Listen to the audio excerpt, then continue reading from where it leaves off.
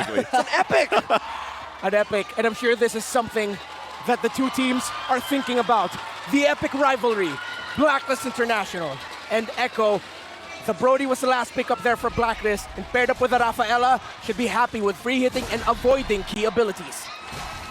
Blacklist not going to be lacking for vision. I think that's one of the few things that teams have been lacking towards the way that they build lineups in the playoffs. And here this time around with that Rafaela, Holy Healing should be able to check in. Oh! Wow. All right, they already get an early flicker out from UA, taking quite a bit of damage here.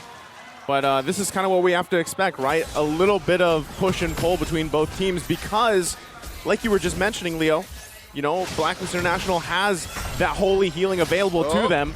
But already Carl Teasy being quite aggressive himself, gonna get the flicker out and gets the first blood. Hold up. Is this the first time in forever we've seen Carl Teasy rock the Brandy Sports Lancelot skin? Oh yeah. Wow, yeah, good thing you noticed that, dude. That has to be like something to empower him, to motivate him that this is where it all began for me. Would that be his final form? Like, is that technically? I am him, that's it. Yeah. He is declaring this match has now begun. I am me. Yeah, and we were joking about it behind the scenes. Man, I can't believe the final form of Carl Teasy might actually be Tanks a Lot with hybrid build. Apparently. Speed of the devil. He's grown. More than just. Yes. He has grown and he has become great. Turtle already up. Okay. Blacklist International trying to get in position here. Once again, though, Wise exactly isn't here. They might just be willing to trade it. And as they do, Carl Teasy going to secure that first turtle. It looked like, you know, Wise was trying to get some pressure on that purple buff, but he decided to just go back anyway. It was kind of spotted out. Yeah, tremendous read there by the members of Echo, specifically the Lolita on Yaoi. Right. Getting the vision there for Carl Teasy that Hey is here, that made Wise go back. And I believe the early death onto Oh My Venus, the lack of the level 4 there, meant that Black said, yeah, way too risky for us to lose anymore. Let's just back off. Already, something to note, here in the XP lane in some action, they didn't do the double XP rotation. Yeah, which is puzzling to me because I thought we'd be seeing that all series long. But then they decided, okay, let's just go back to basics. It's going to be a long 7-game series. I feel like this is part of just the feeling out process. But then at the same time, Rafaela in the mid roaming around, helping the mid and the jungler roam around. It's more beneficial for them. Whoop. Oh, there's a lot happening here. The flicker in, Noon Blast. Owl will fall. Top side, meanwhile, in the mid lane, a little bit of poking back and forth too, but already Echo gaining the momentum in this game one. Reptar, you talked about how Oh My Venus has parked herself in mid. That's what happens. She couldn't help Owl. Yeah, and Owl just suffered a massive Numenon blast that made it possible because the other members of Echo were pushing back the other members of Blacklist around the middle portion of the map. That forced that to happen. Great call by Echo and great play.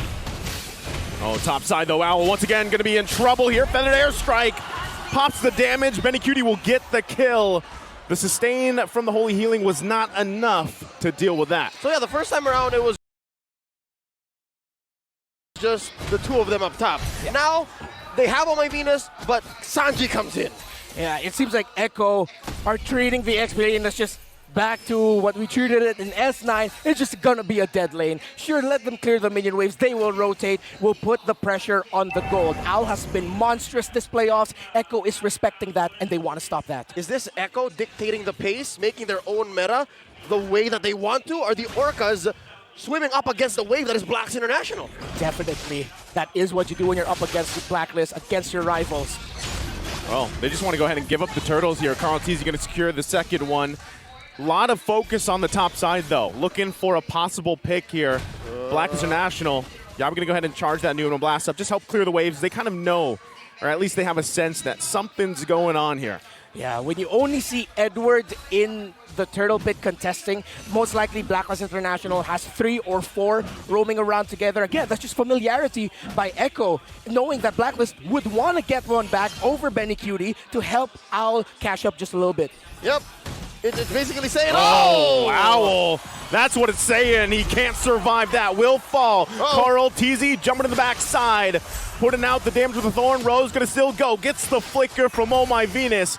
There's the retribution being used as well. Still the follow-up going to come out through. Real world manipulation going to come down, forcing it under the turret. Yawi charges up, finds the target. UA will fall.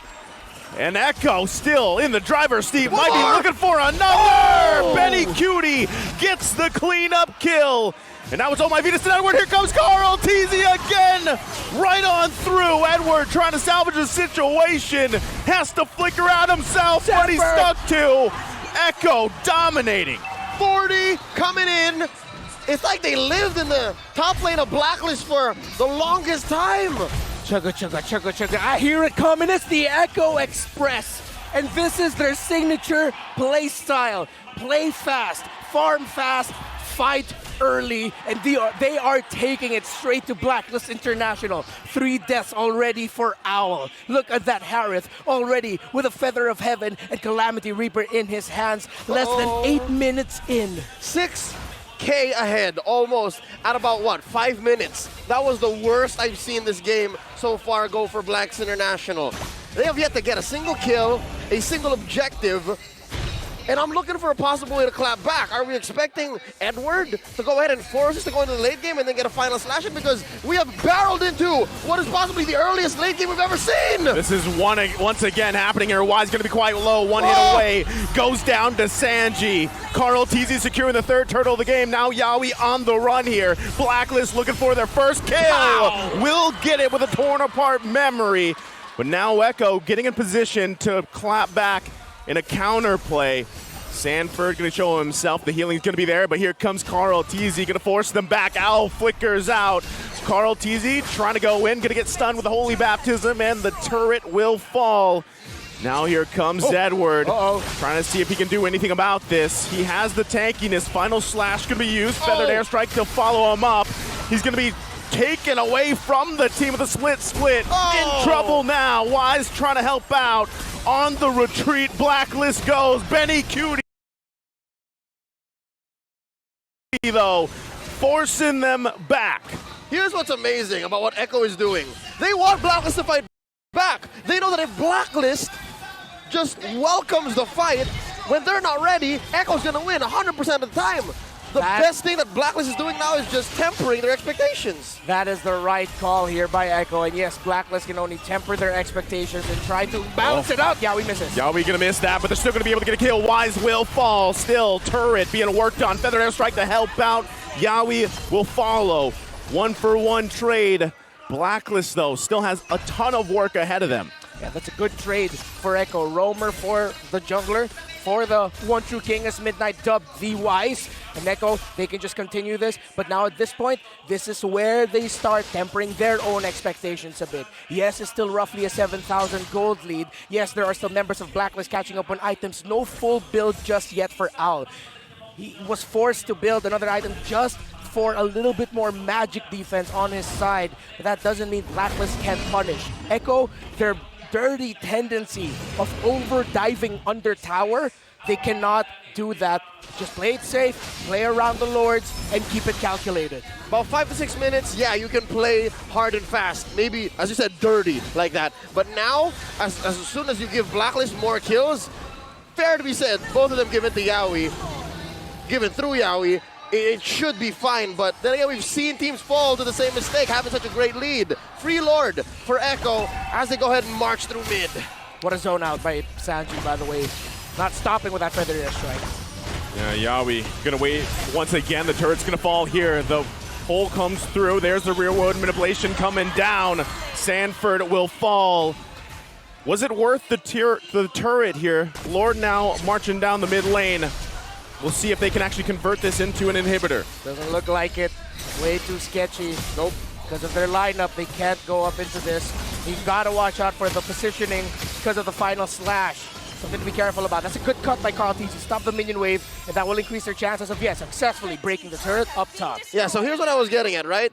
First couple of kills on Yawi. Slowly but surely, if you let Blacklist continue at this pace, which they're slowly getting comfortable with, they will upgrade, they will upsell, and they got Sanford. Who's next? Are you going to say Benny Cutie might get a death here? Maybe even Sanji? That's what Echo has to watch out for. Yeah, and Benny Cutie will really have to hold on to his Purify the best possible moment. But there's so many crucial crowd control abilities on the side of Echo that which one is he going to hold out for? Is it really just going to be if ever he gets final slashed, if he gets taunted or whatever, knocked up, stunned, everything. RWM'd? Everything. So much crowd control. Benny Cutie has to really channel his inner, well, Benny Cutie, and just be careful with this entry as he always has been.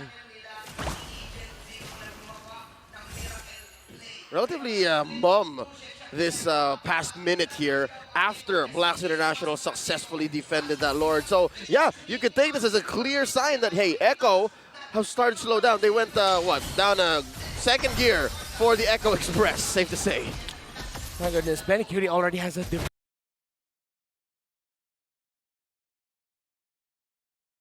minutes in. This Harith is a problem, but Blacklist International, they're holding it out. They're just doing everything they can to get a little bit more farm, try to funnel whatever minion waves come in for Owl.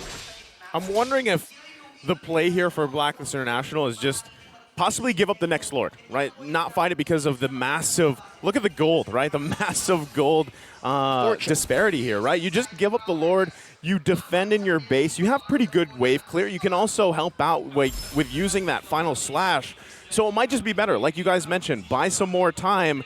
There's another big item pickup for Echo. So, you know, at this point, if you are Blacklist International, you want to be able to just hold on, and then if mistakes are made, which we've seen them do before, punish, right? And then kind of slowly gain control back into this game. But right now, it is the Echo Express. Yeah. It's funny because Blacklist International has a relatively great high ground defense. Farsa that clears minion wave so fast, and if Sanji really just waits for the perfect moment to drop that feathered airstrike, that'll be 2 hits, and Blacklist members will be forced to go back. And that's what's scary. Blacklist can't hold out for that. Not only can they, because this is going to be a Luminous Lord, but at what point is that going to hit critical mass? Because again, Lord's going to be marching down through mid this time around, and they can find a better angle. They can still tier 2 turrets. Yeah. Minion waves, Echo. They can't just go with one minion wave, dive under tower, dive under turret.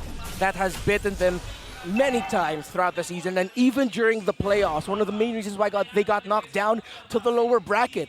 It's the Blacklist they're up against. Gotta watch out. Benny Cutie just picked up a concentrated energy. It's gonna be a lot of regen for this Harith. I wonder if Echo will they actually try to brute force this? Well, here we go. Lord gonna go ahead and charge up. Blacklist International on the defense. Some more item pickups come through. Yaoi dealing with the final slash from Edward. Turret now falls. Concealed play going to be used here, looking for their own angle. Carl T's going to push them back. Benny Cutie using the Zaman force. Ooh. He's going to get cut off, though, quite low. RWM going to come down. The final slash from Edward, though, cleaning up the kill. Still going to be going. Yaoi going to charge up, buying some time. And now Sanji trying to hold on as well. The chase ensues. Flicker comes through.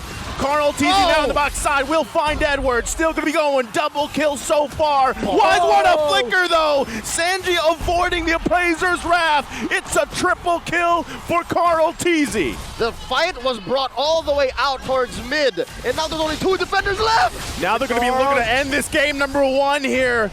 On that play, they've got a few minions, but is it going to be enough? Oh my Venus will fall, and it's the Echo Express all the way through to game 1. The Orcas draw first blood. Game 1 taken here by